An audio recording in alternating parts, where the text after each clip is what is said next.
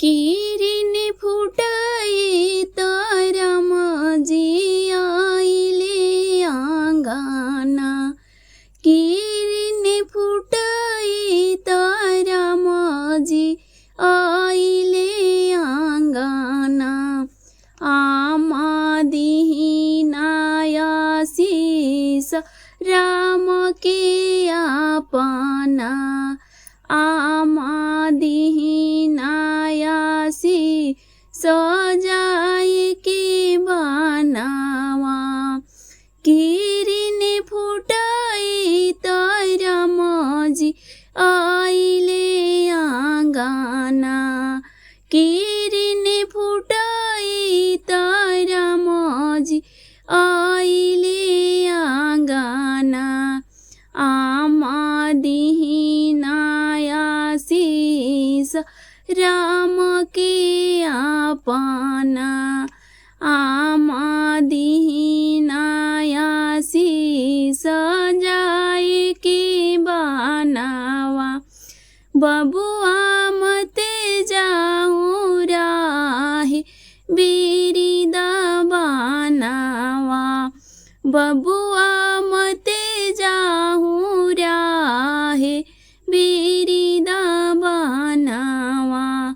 बबुआ सावन भदौआ जस बारी से नैना। बबुआ सावन भदौआ जस बारी से नैना। आमा माने के पड़ी राजा दशरथ के कहना।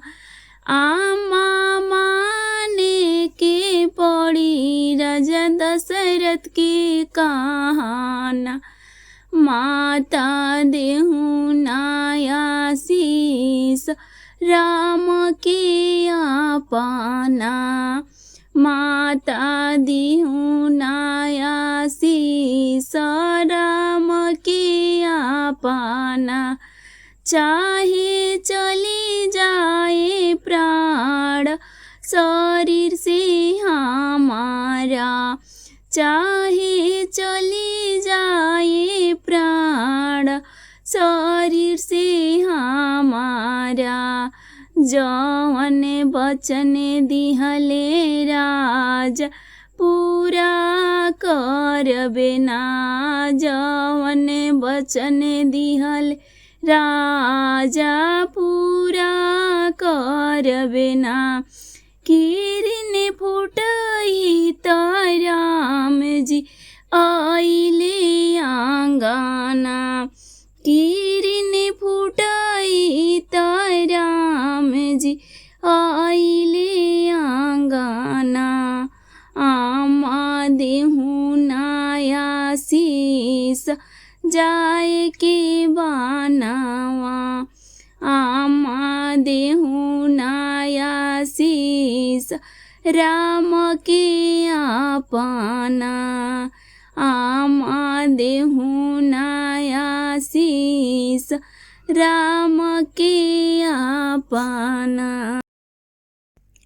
छवा महीना के सीता की गर्भवा हो।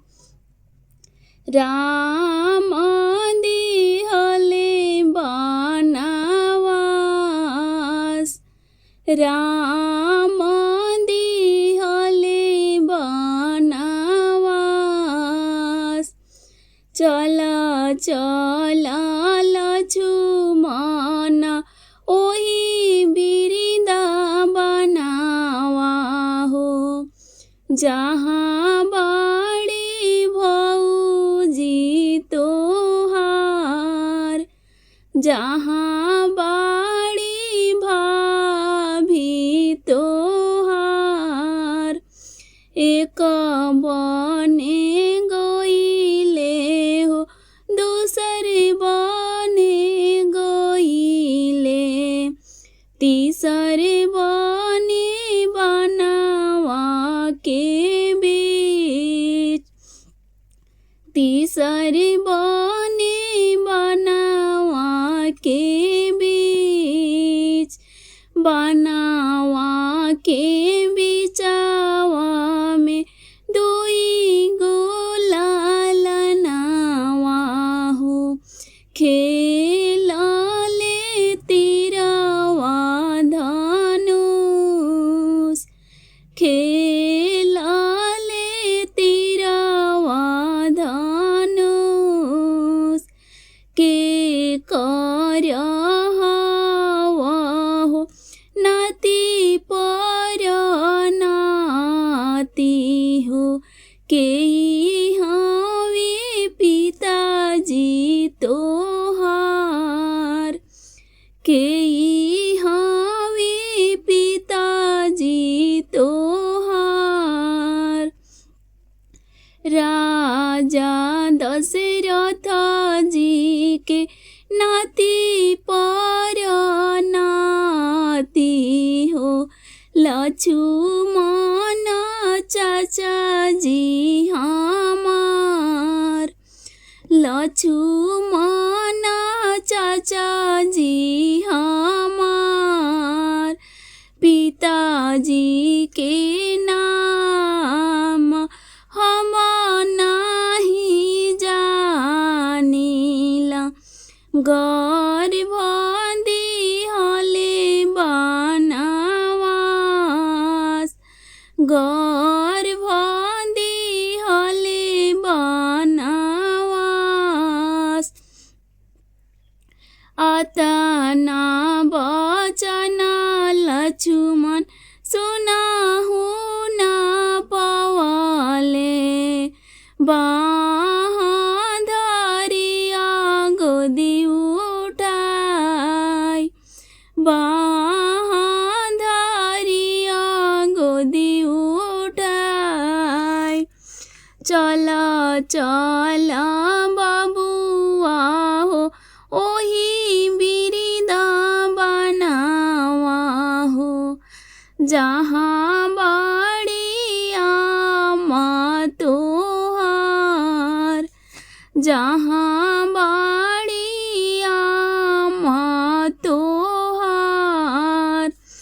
ओही बिरिद बनावा में सोने की मंदिलावा हो, जहाँ सीता झारस लंबी केस, जहाँ सीता झारस लंबी केस।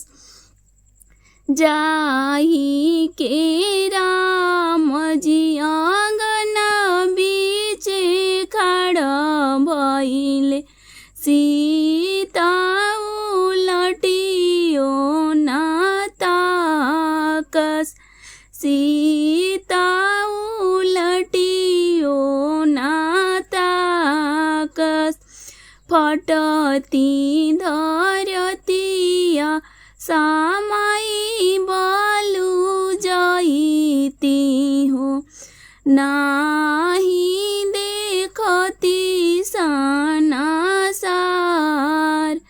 नाही देखती सनासार। फटती धरतिया सामाई हम जाईती हो, नाही देखती सनासार, नाही देखती सनासार। 6 महीना के सीता की गार